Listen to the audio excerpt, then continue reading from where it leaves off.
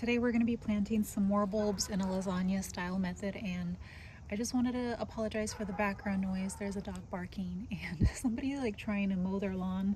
That's been going on for a while and it doesn't seem like it's going to stop soon. So let's just jump right into it. The first layer, I usually like to do daffodils. That's exactly what we're going to do now. I got these red Devon daffodil tulips from Home Depot. So these will go first. And I actually spent a lot of time contemplating what to do for this pot because I honestly have so many different options. If you watched my bulb haul video that I just did, that's not even half the bulbs I bought this year. So what I'm doing here is kind of just putting them pointy side up.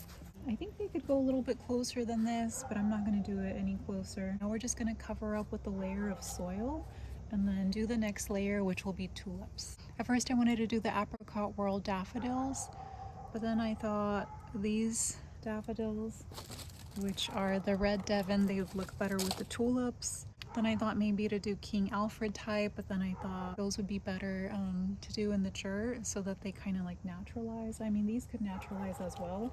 I'm already like trying to make plans for next year. I'm probably going to get these out of here and eventually put them in the dirt to naturalize, but I don't really want to jump too far ahead of myself.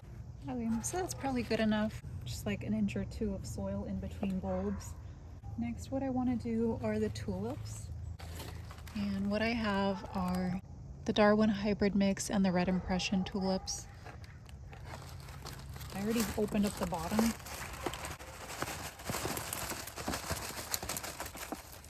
I kind of want to like mix them all up because I want like the yellows and the reds to be kind of intermixed. Okay, and there's 10 in here, 10 in here, so we have 20 tulips. Honestly, I could probably do more. Like I mentioned in my other video, you could put these in as close as eggs in a carton. I'm gonna put them a little further than eggs in a carton because I do have the daffodils below these. I want to make sure that the daffodils have room to grow.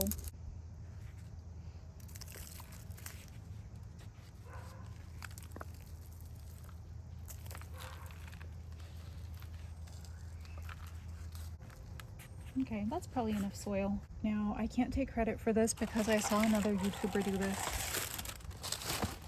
I'm gonna do this and this together. I think that the colors look really nice, and these are good for the pollinators. And again, these are going on the very top of lasagna style because they are the smallest bulbs, and as you can see here, they're supposed to bloom in early spring. I think I planted some of these last year, and honestly, I'm pretty sure they bloomed in like January, late January, maybe early February. That was nice to see.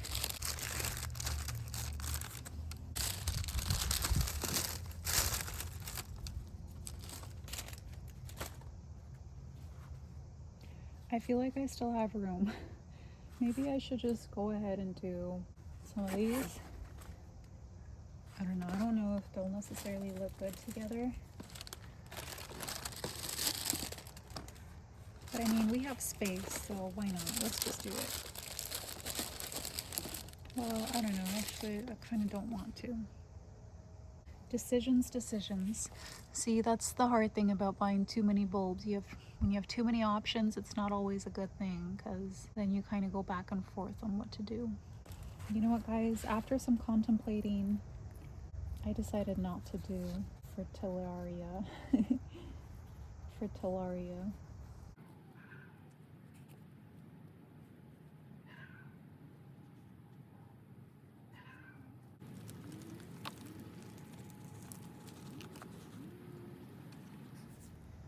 Okay, so I kind of just made a last minute decision to plant some of the cool flowers on the top of the bulbs. I don't know if this is a good idea, but it's just kind of like an experiment I want to do. I planted these snapdragons probably about 8 weeks ago, so they're in like serious need of getting planted. I forgot what this is, but I think this here is Sweet William. These are sweet peas. This is Dara. I don't know what that is, I forgot.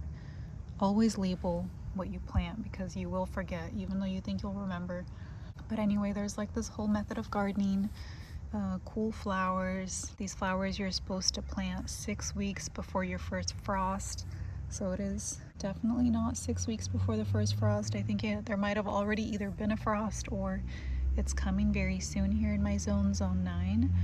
We're just gonna plant the snapdragons in here. I've created like a few holes. So let's see how this goes. So this is how it looks at the final step. I feel like these snapdragons may or may not make it. I'm not 100% sure, and like I mentioned, it's not exactly recommended to do this with bulbs. But I mean, I have them. I need to plant them. I'm kind of running out of room. I need more ground to plant more plants. But yeah, like I mentioned, with cool flowers, they could last outside in the frost. Even if it snows in your area, it doesn't here in my zone, but even if it snows in your zone, they're supposed to withstand all that. They're supposed to withstand freezing temperatures. The frost isn't supposed to kill them. Thank you so much for watching this video. I hope you enjoyed. If you want to see what the bulbs look like in the spring, make sure to subscribe, give the video a like, and yeah, we'll see you next time. Thank you so much for watching. Something I thought might be interesting is just to see how much the total cost of this pot was for all the bulbs. $5 total because these were 50% off, $8 total because these were 50% off, and I guess $10 total. Yeah, so we have 5, 8, 10. So we're looking at a total of around $23 for these bulbs. This pot was significantly cheaper. I think it was like $25 and let's say like $10 for the soil. I already lost count, but I'll do the math.